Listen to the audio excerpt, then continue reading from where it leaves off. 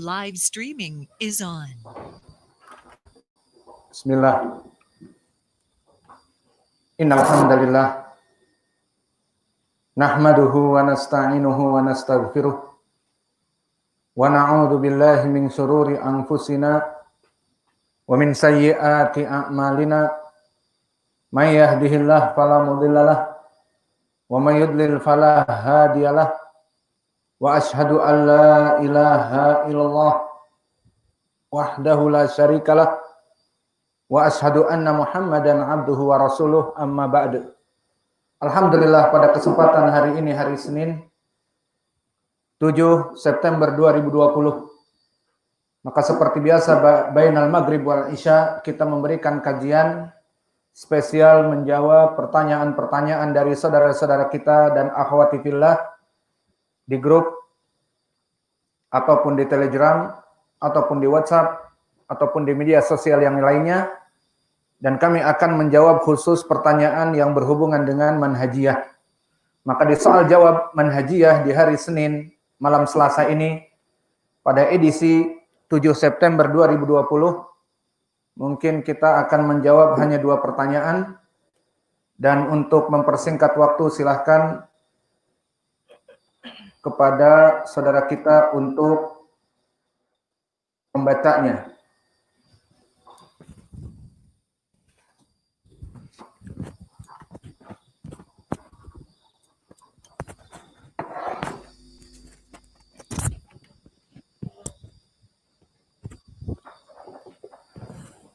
Soal jawab manhajiyah 7 September 2020. Soal pertama, Assalamualaikum warahmatullahi wabarakatuh. Ustaz Haid, saya Abu Abdillah. Semoga Allah memudahkan urusan dakwah Ustaz, diselesaikannya masjidnya dan dibangunkan rumah-rumah tinggal Ustaz, dan dimudahkan rezekinya agar kondusif dalam berdakwah. Ada tetangga kami dari kelompok Roja yang memberikan kami syubhat tentang jarah wa ta'dil. Mereka mengatakan kalian ini terlalu lebay dalam menjarah. Bahkan orang-orang yang sudah meninggal pun tidak lepas dari pencelaan kalian. Kalian celah Hasan Al-Banna dan Muhammad bin Ilyas Al-Kandahlawi dan lainnya. Apakah kalian tidak mendengar ucapan Nabi sallallahu alaihi wasallam, jangan sebutkan orang-orang yang meninggal dari kalian kecuali dengan kebaikan?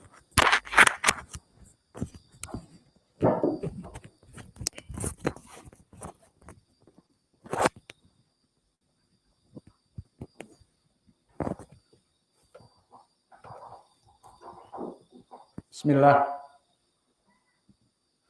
Kita jawab dengan izin Allah dan taufiknya dan ilmunya. Maka ketahuilah, ya ibadallah, bahwa di dalam syariat Islam disyariatkan kita untuk menjarah al-ahya wal amwat limaslahati diniyah. Bahwa kita disyariatkan untuk menjarah orang yang masih hidup dan orang yang sudah meninggal, yang mana tujuannya untuk kemaslahatan agama ini. Jika seseorang yang hidup dalam keadaan pelaku kebid'ahan dan mengajari manusia kepada kebid'ahan, kemudian mati dengan kesesatannya, maka kesesatannya itu berada di kalangan manusia, dan pengikut-pengikut setelah meninggalnya orang ini akan terus berkembang. Maka seperti permasalahan seperti ini yang dimisalkan oleh penanya Hasan Al-Banna, Laban Al-Hasan, dan juga Muhammad Ilyas Al-Kandahlawi, yang mana keduanya adalah gembong dari pendiri kelompok kebid'ahan di dalam agama ini. Maka seperti Hasan Al-Banna, pendiri dari Ikhwanil Muslimin, dan begitupun Al-Kandahlawi, pendiri dari kelompok Jama'atut Tabligh. Maka kenapa mereka yang sudah meninggal masih dicela oleh kelompok Ahlu Sunnah? Maka jawabnya bahwa di dalam syariat Islam disyariatkan seperti kami sebutkan bahwa al-jarh kepada orang-orang yang mengajak kepada kesesatan di saat mereka hidup dan diteruskan dengan kematian mereka oleh penerus-penerus mereka, maka akhirnya kesesatan akan terus berjalan. Maka disyariatkan bagi kita untuk tetap menjarahnya. Dan ini sesuai dengan pendalilan yang banyak sekali di dalam Al-Quran dan juga di dalam As-Sunnah. Dikarenakan permasalahan mereka sudah meninggal, na'am. Namun kesesatannya masih akan terus berjalan. Dan masih dari pengikut-pengikutnya yang mengikuti gembong-gembong kesalahan dan kesesatan dan kebid'ahan ini. Maka di sini akhirnya masuk kepada al-jarh dari para ulama untuk tujuan dua perkara, taghyirul munkar dan juga an-nasihah. Maka kedua perkara ini nasihat bagi mereka orang-orang yang masih hidup, yang mana pengikut-pengikutnya terus mengajak kepada kebid'ahan. Jika tidak dinasihati orang-orang awam, maka akan jatuh kepada kebid'ahan mereka. Maka Al-Kandahlawi yang mempunyai kelompok Jama'atut Tabligh, maka telah meninggal bertahun-tahun, dan juga Hasan Al-Banna sudah meninggal bertahun-tahun dengan kesesatannya, masih banyak yang mengikuti kesalahan mereka. Maka di sini tetap keadaan kebid'ahan, kesesatan berjalan terus dan diikuti. Maka kita manusia yang hidup setelah matinya mereka melihat kesesatan itu terus berjalan, maka di sini tidaklah bagi kita kecuali masuk kepada taghyirul munkar dan masuk kepada an-nasihah, itu harus tetap dijalankan. Dan keduanya, an-nasihah menjelaskan keadaan keburukan mereka itu adalah kewajiban, dan taghyirul munkar mencegah kemungkaran dari kebid'ahan mereka itu adalah kewajiban pula. Maka untuk permasalahan nasihat dan taghyirul munkar telah disebutkan di dalam ayat Al-Quran. Adapun tentang permasalahan taghyirul munkar di dalam surat Ali Imran, Allah berfirman, "Wal takum minkum ummatun yad'una ilal khair wa ya'muruna bil ma'ruf wa yanhauna 'anil munkar." Maka di dalam ayat ini disebutkan bahwa wajib bagi antara kalian dalam suatu kaum ada suatu kelompok yang mengajak kepada kebaikan dan mencegah dari kemungkaran. Maka kalimat wal takum minkum wal takun fi'lun mudhari' majzum dikarenakan masuknya lam amr, di sini memberikan makna wajib. Di antara kalian ada yang memberi nasihat, ya'muruna bil ma'ruf, untuk mengajak kepada kebaikan dan mencegah dari kemungkaran kebid'ahan yang mana kelompok ahlul bid'ah mengajak kepadanya. Maka wajib kita untuk menghilangkannya dan mengajak mereka kepada kebaikan. Dan begitu pun di dalam hadis yang diriwayatkan oleh Al-Bukhari dan Muslim dari Jarir ibni Abdullah, berkata Jarir ibni Abdullah, bayatu Rasulullah sallallahu alaihi wa ala alihi wasallam ala iqamis shalah wa ita'iz zakah wa nus likulli muslim. Bahwa aku membaiat, dan permasalahan perintah baiat adalah perkara yang wajib untuk menghidupkan salat 5 waktu dan membayar zakat dan memberikan nasihat bagi seluruh kaum muslimin. maka memberikan nasihat bagi kaum muslimin wajib. Maka dari dua ayat ini ditambah hadis, dua pendalilan ini ditambah pendalilan yang ketiga dari Abi Sa'id Al-Khudri, diriwayatkan oleh Imam Muslim, man ra'a minkum munkaran falyughayyirhu bi yadihi, fa in lam tastati fa bi lisanihi, fa in lam tastati fa bi qalbihi, wa dzalika ad'aful iman.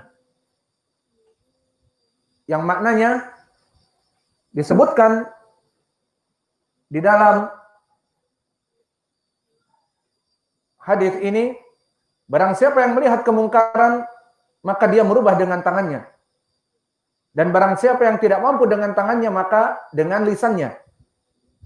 Dan jika tidak mampu dengan lisannya juga, maka dengan hatinya. Dan ini adalah sekecil-kecilnya iman. Maka oleh sebab itu di dalam pendalilan tiga adilah yang kami sebutkan tadi, akan terus-menerus bagi manusia yang hidup di saat melihat kemungkaran harus menghilangkannya. Barang siapa yang melihat kemungkaran harus dihilangkan meskipun dengan tangan atau dengan lisan ataupun dengan hati. Di hadis Abi Sa'id. Dan juga Jarir Ibnu Abdullah dibaiat untuk nusah likuli muslim dan menasihati dari manusia agar tidak terjerumus kepada kesesatan mereka. Dan juga di dalam ayat tadi, wajib bagi setiap kaum ada yang mengajak kepada kebaikan dan mencegah kemungkaran. Maka di sini menjadi dalil umum tentang kita menjarah orang-orang yang sesat dan mati dalam keadaan belum bertobat dan bahkan pengikut-pengikutnya terus mengajak kepada kebid'ahan untuk menjauhkan manusia dari mereka. Maka sangat miris jika ada dai yang mengatakan jangan menyebut keburukan mereka yang sudah meninggal. Tapi Hasan Al-Banna mati dalam keadaan kesesatannya dengan ikhwanil musliminnya dan pengikutnya sampai sekarang bukan ribuan tapi jutaan di berbagai negeri. Dan begitupun Al-Kandahlawi, anggota-anggotanya di mana-mana. Maka apakah kita diam karena kesesatan mereka yang terus tersebar meskipun mereka telah meninggal dan kita tidak boleh membicarakan keburukannya? Maka jawabannya never ever. Tidak, kita tidak harus bungkam dan diam. Dengan keumuman adilah tadi, bahwa nasihat dan amrul bil ma'ruf wa nahi anil munkar terus ada. Meskipun keduanya yang disebutkan tadi, Al-Hasan Al-Banna dan Al-Kandahlawi telah meninggal, namun athar, jejak dari kesalahannya tetap diikuti oleh manusia, sehingga kita melihat bagaimana kenyataan dakwah yang ada, betapa manusia banyak yang mengikuti kesesatan mereka. Maka oleh sebab itu juga masuk kepada keumuman penjarahan kepada yang hidup dan yang sudah meninggal, namun yang meninggal ini tetap dalam keadaan kesesatan dan buku-buku sesatnya terus berada di pasaran dan bahkan dicetak dan diajarkan dan diikuti. Masuk juga kepada keumuman hadis yang datang dari Aisyah, yang mana hadis ini sering kita ulangi di pelajaran Al-Mumti', sarah dari Al-Qawaidul Arba', tentang bantahan kepada kelompok ahlul bid'ah secara umum. Maka datang di hadis Aisyah, Nabi Muhammad SAW datang kepada Aisyah dan mengatakan, membaca ayat, huwallazi anzala 'alaikal kitaba minhu ayatun muhkamat hunna umul kitab wa ukharu mutasyabihat fa ammal ladina fi qulubihim zaygun fayattabi'una ma tasyabaha min ibtigha'al fitnah wa ibtigha'a ta'wilih. Di saat Nabi membaca ayat ini, bahwa Allah Jalla wa'ala yang menurunkan Al-Quran kepada kamu wahai Muhammad, maka ada dua jenis, muhkamat dan mutasyabihat.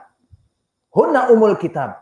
Adapun yang muhkamat, yang terperinci, dia adalah kebanyakan dari Al-Quran dengan ayat muhkamat. Wa ukhur mutasyabihat. Dan ada dari jenis Al-Quran itu bersifat mutasyabih, yang tidak begitu eksplisit, gamblang, description, dan yang lainnya. Dari sini bisa dibawa oleh kelompok Al-Mubtadi'ah, diseret-seret kepada kebid'ahan mereka untuk melegitimasi dan mencari kebenaran. Maka dikatakan oleh Nabi, oleh Allah, fa'amal ladina fi qulubihim zaygun, Adapun orang-orang ahlul bid'ah yang ada penyakit di hatinya, maka mereka itu fayattabi'una ma tasyabaha min ibtigha'al fitnah wa ibtigha'at ta'wilih. Mereka akan mengambil ayat-ayat mutasyabih untuk difa'an an bid'atihim, untuk membela kebid'ahan yang ada pada mereka dan membuat fitnah. Ini pendalilan kami dengan ayat-ayat mutasyabihat. Maka kemudian berkata Aisyah, setelah Nabi membaca ayat ini, kemudian dia berkata, "Idza ra'aitumul ladzina yattabi'una ma tasyabaha min faulaika alladzi sammallahu fahdharuhum." Maka wahai Aisyah dan kaum muslimin yang lain, jika kalian mendapati kelompok ahlul bid'ah yang mengajak kepada kesesatannya dengan beristidlal ayat-ayat yang mutasyabih, maka hati-hati orang-orang ini yang disebutkan oleh Allah di dalam ayat tadi. Fahdharuhum, maka jauhilah mereka. Syahidnya, kelompok ahlul bid'ah seperti Al-Hasan Al-Banna membawa ayat-ayat muhkam, membawa ayat-ayat yang mutasyabih seperti kami jawab di pertanyaan yang lalu dalam permasalahan innamal mu'minuna ikhwatun. Maka dia membuat kaidah yang masyhur di kalangan ikhwanil muslimin, nahnu istama'na bima tafaqna wa na'tadir ba'duna ba'dan bima ikhtalafna.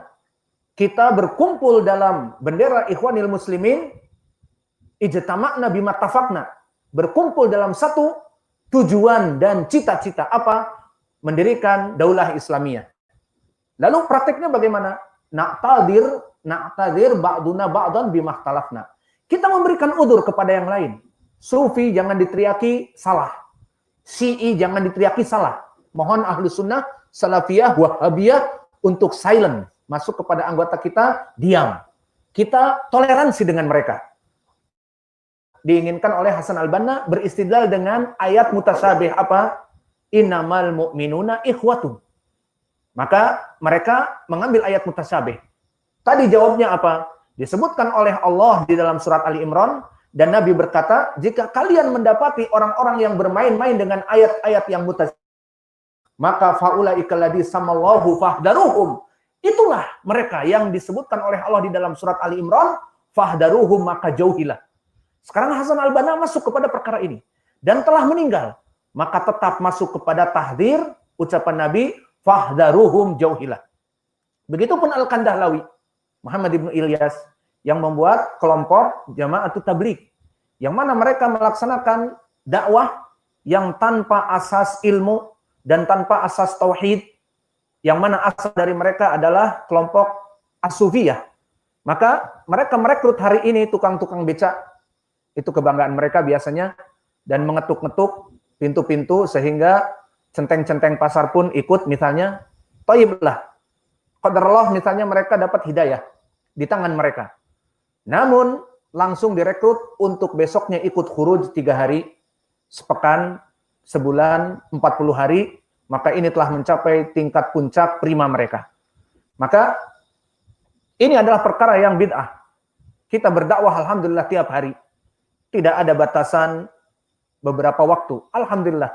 Namun dengan syarat ilmu. Maka mereka beristidlal khuruj mereka itu dengan beberapa ayat Al-Quran yang sesuai dengan tafsiran mereka. Menyeret-nyeret. Tentang khuruj, apa mereka sebutkan? Siapa yang mempunyai dalil khuruj? Silakan. Mereka berdalil dengan ini. Apa? Kuntum khaira ummatin ukhrijat linnas. Kalian adalah sebaik-baiknya manusia, ukhrijat. Ukhrijat dari kharaja yakhruju ukhrijat. Berarti ayat ini, kalian menjadi orang yang paling terbaik di muka bumi jika kalian keluar. Taib. Ini pendalilan mereka. Apakah benar pendalilan mereka?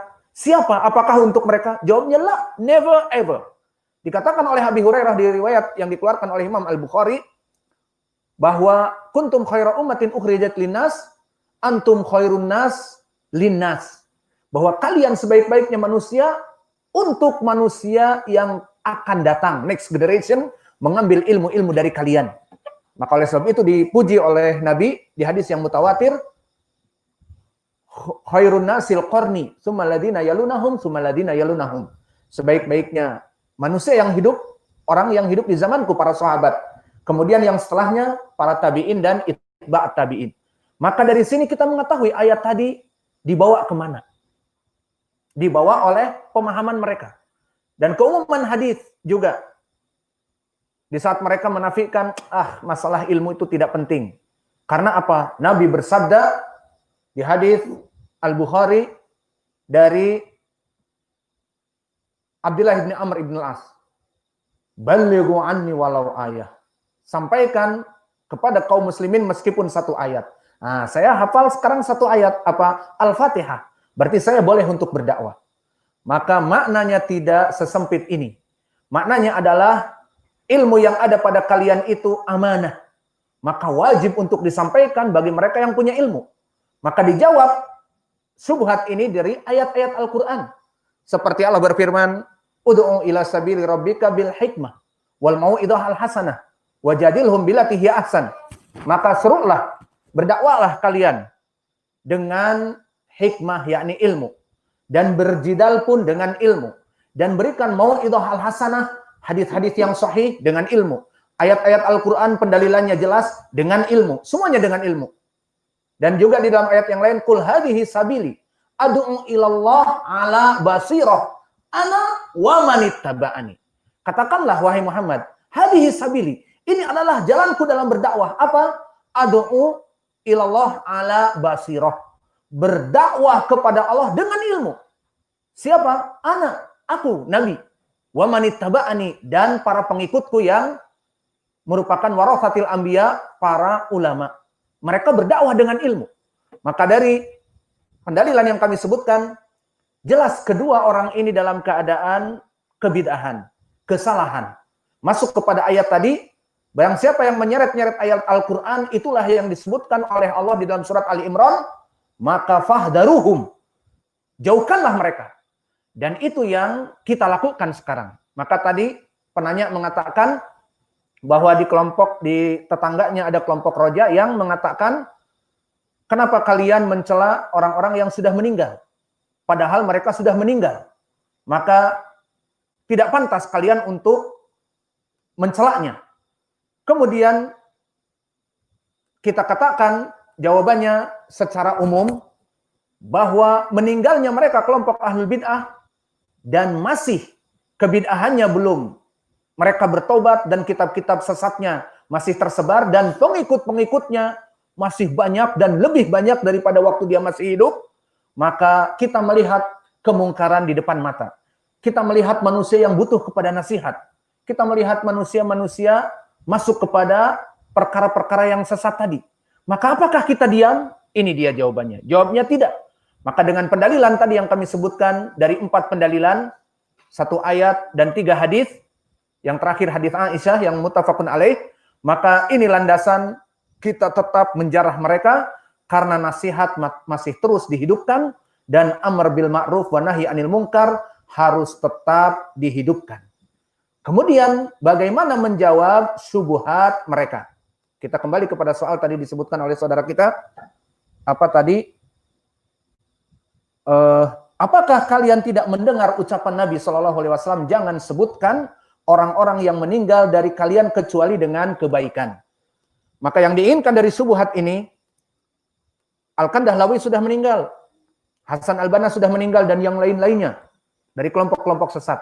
Maka maknanya, jangan engkau sebutkan mereka di mimbar-mimbar majelis-majelis, kecuali Al-Kandahlawi is the good man. Al-Hasan Al-Basri adalah, kata orang Al-Hasan Al-Banna, yang kata orang Ikhwanil Muslimin, Banal Hasan, membangun kebaikan. Hasan Al-Banna, Banal Hasan. Kita katakan la Banal Hasan. Maka bagaimana menjawabnya? Mereka menginginkan agar kita tidak mencela mereka orang yang sudah meninggal. Maka dalam menjawab ini kita harus insaf. Tadi mereka menyebutkan hadis itu, kita tarjih, atau kita tahqiq, atau kita takhrij secara insaf. Jika sahih katakan sahih, jika dhaif katakan dhaif. Maka hadis ini telah diriwayatkan oleh Imam An-Nasa'i dan yang lainnya, dikeluarkan oleh Imam An-Nasa'i di sunannya dari jalan Ibrahim ibni Ya'qub, haddatsani Ahmad ibnu Ishaq, haddatsana Wahib, haddatsana Mansur ibni Abdurrahman an ammihi an Aisyah. Hadisnya dari Aisyah.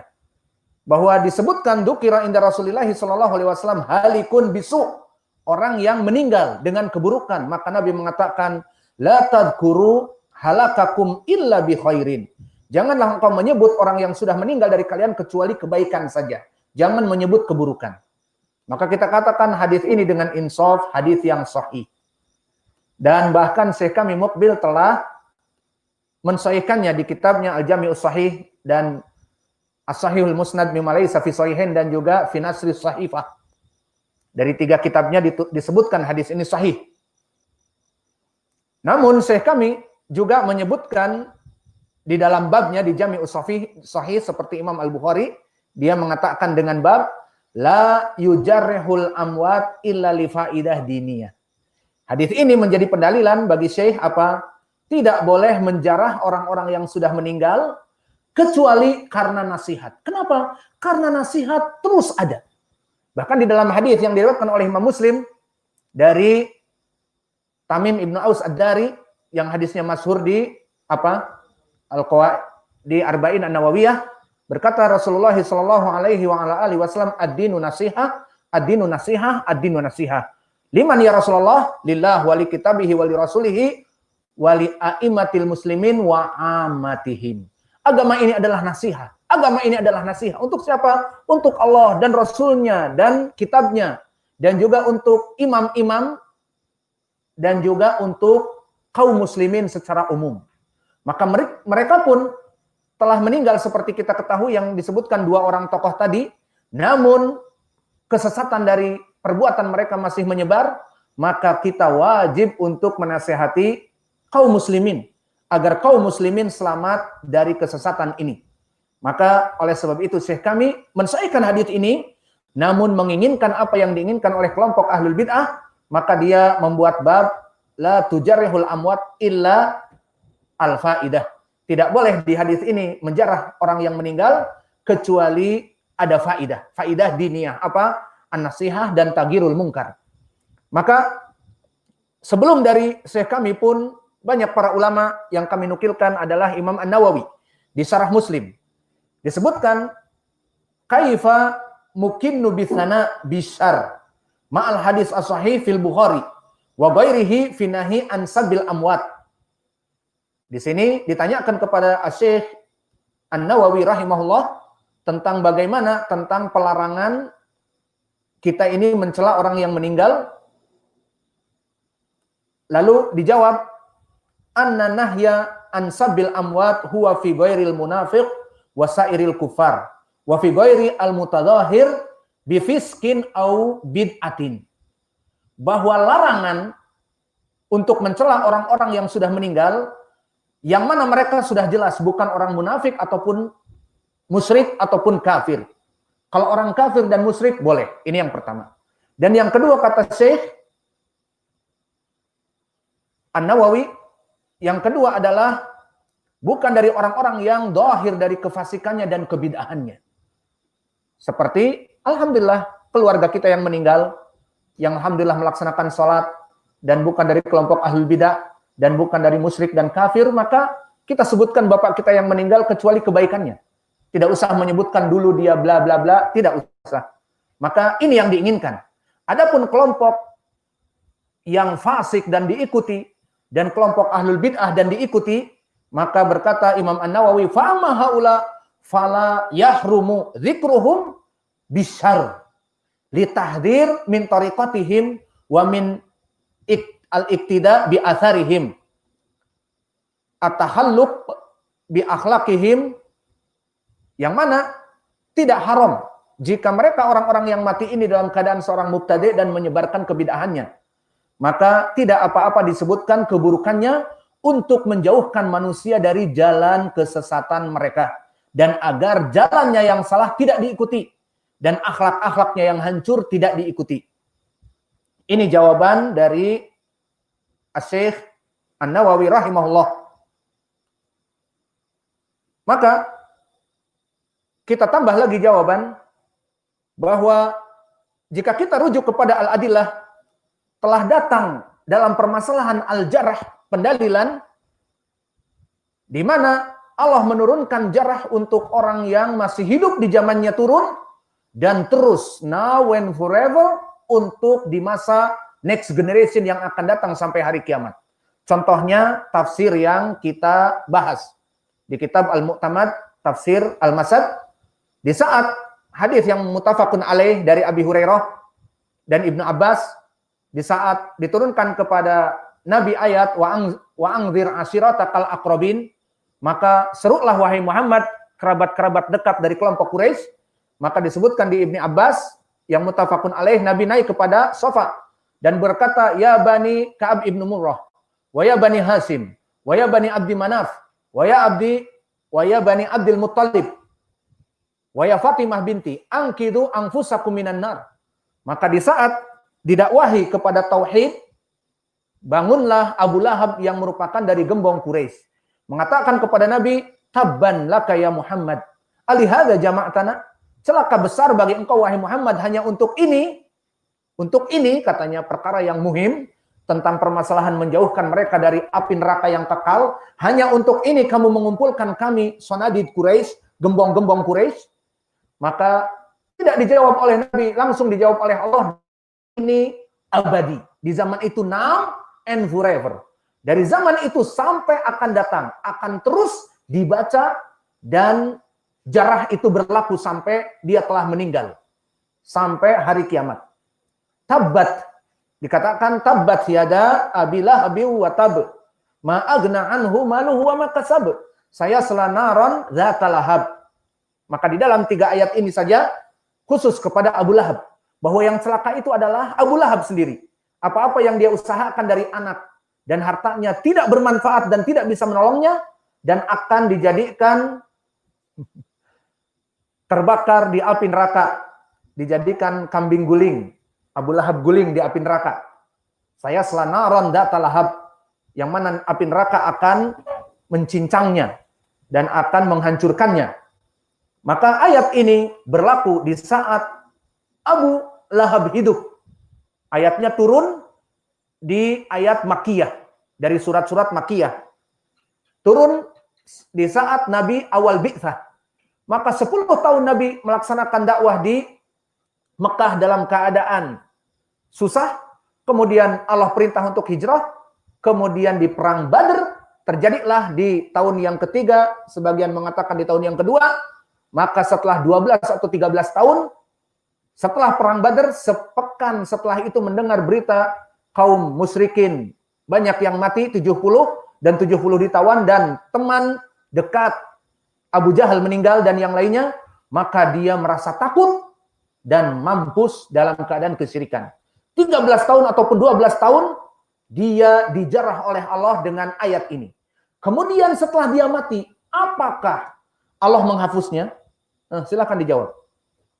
Tidak. Maka ini menjadi dalil bagi mereka.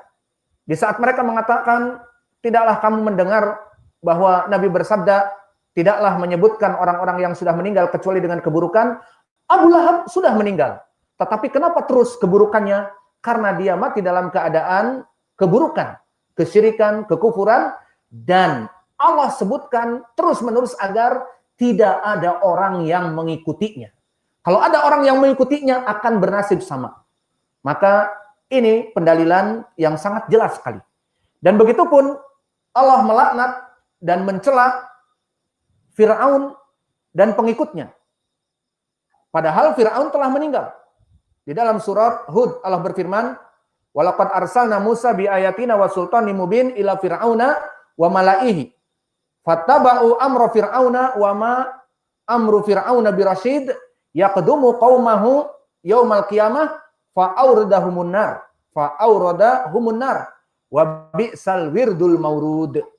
Maka kami telah mengutus kepada Musa dengan ayat-ayat yang kuat di Taurat kepada Fir'aun dan pengikut-pengikutnya. Dan tidaklah Fir'aun itu dan pengikut-pengikutnya dalam keadaan rasyid, maknanya dalam keadaan hidayah, tetapi dalam keadaan kesesatan, dalam keadaan kekufuran. Yang mana Fir'aun mengajak kelompoknya di hari kiamat kelak untuk masuk kepada api neraka seburuk-buruknya tempat kembali. Maka di sini dijarah oleh Allah dan Fir'aun telah meninggal. Kenapa? Agar orang-orang yang setipe dengan Fir'aun tidak mengikuti jejak Fir'aun. Dijarah meskipun telah meninggal. Dan begitu pun datang di dalam hadis. Kalau tadi 2 ayat Al-Quran tentang jarah Allah kepada orang-orang yang sudah meninggal. Pertama Abu Lahab masih hidup dijarah dan meninggal pun tetap dijarah. Dan Fir'aun telah meninggal, diturunkan ayat di Al-Quran, telah meninggal Fir'aun tetap dijarah. Agar orang tidak mengikuti kesesatan Fir'aun.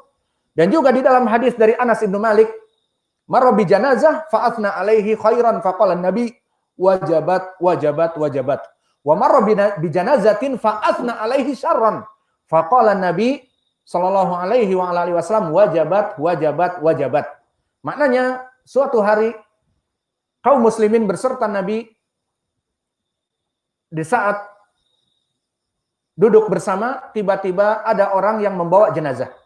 Kemudian para sahabat memujinya. Orang ini tidaklah kecuali baik, bla bla bla bla. Maka Nabi mengatakan wajabat, wajabat, wajabat. Wajib bagi dia masuk surga. Karena pujian para sahabat tadi. Kemudian datang yang kedua dari kelompok orang-orang yang meninggal. Maka dikatakan wajabat, wajabat, wajabat. Maka fa'atna alaiha syarran. Para sahabat Nabi mencela, mengucapkan keburukan-keburukan. Orang ini dulu bla bla bla bla, keburukan semua, karena di lafaz disebutkan fa'uthniya alaiha asyar ataupun syarran.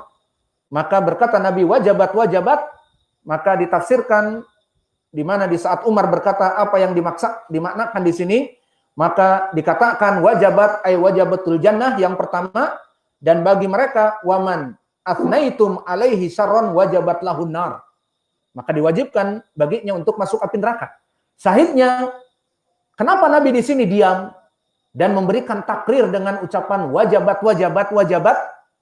Karena memang orang ini mempunyai keburukan yang mana dia itu jika didiamkan bisa jadi diikuti oleh orang-orang yang setelahnya. Maka Nabi mengatakan wajabat, wajabat, wajabat. Lalu kenapa di hadis yang tadi dari Sunan An-Nasa'i disebutkan la tadhkuru halakakum illa bi khair? Jangan sebutkan orang-orang yang meninggal dari kalian kecuali dengan kebaikan, karena tadi dijawab oleh An-Nawawi dan Syekh kami, ihtimal mereka itu adalah orang-orang yang soleh atau orang-orang awam yang tidak mempunyai kebid'ahan dan dosa-dosa yang diikuti. Adapun Fir'aun, Abu Jahal dijarah oleh Allah sampai akhir zaman. Dan juga di hadis tadi, uthniya alaihi ataupun alaiha syarran, maka Nabi bukannya melarang, misalnya, oh jangan disebutkan keburukannya. Seperti sesuai hadis An-Nasa'i itu. Bahwa kalian tidak boleh menyebutkan keburukan dari orang yang hidup, keburukan dari orang yang sudah meninggal, kecuali kebaikan. Kenapa Nabi di sini mengatakan wajabat, wajabat, wajabat? Karena memang dia adalah orang yang buruk. Maka ini hadis diriwayatkan oleh Imam Muslim dari Anas bin Malik. Maka kesimpulannya jawaban kita kepada saudara kita seperti disebutkan oleh Imam An-Nawawi dan juga Syekh kami Mukbil, bahwa permasalahan nasihat dan permasalahan taghyirul munkar akan tetap eksis ada bagi ahlu sunnah untuk menasehati manusia agar tidak mengikuti jalan-jalan orang yang sesat, ahlul bid'ah dan telah mati. Seperti pendiri Ikhwanil Muslimin dan pendiri dari Jama'atut Tabligh, mereka mati dalam keadaan kesesatannya dan tidak bertobat dari kitab-kitabnya yang salah dan dari pemikirannya salah, sehingga kami melihat dengan mata kepala sendiri betapa banyak jutaan kelompok Ikhwanil Muslimin dan Jama'atut Tabligh di mana-mana. Maka apakah kita sebagai ahli sunnah wal jamaah as-salafiyah yang mengikuti luzumil jamaah membiarkan mereka sesat dan membiarkan kaum muslimin masuk kepada kelompok-kelompok yang sesat dengan dalih tadi, jangan menyebutkan orang yang meninggal kecuali kebaikan? Jawabnya tidak, karena permasalahan al-amr bil ma'ruf dan nasihat terus ada. Seperti ayat-ayat dan dalil terdahulu. Dan yang ketiga, dan yang setelah itu jawaban kita kepada mereka, hadis ini sahih, namun yang diinginkan jangan menyebutkan kebaikan bagi yang sudah meninggal, mereka itu dari kaum muslimin yang baik. Adapun dari kaum muslimin yang mati dalam keadaan kefasikan dan ditakutkan orang meniru apa yang dia lakukan, maka ditahdzir. Seperti Nabi mengatakan, wajabat, wajabat, wajabat. Di saat para sahabat mengatakan, uthniya alaihas, disebutkan, orang ini buruk, orang ini bla bla, orang ini bla. Nabi bukannya dia melarang, tetapi wajabat, wajabat, wajabat. Karena dia mati dalam keadaan su'ul khatimah. Dan mempunyai perbuatan yang buruk yang belum taubat padanya. Paham ya? Maka ini jawaban yang pertama. Masuk ke kedua atau adan-adannya? Fadhal. Adan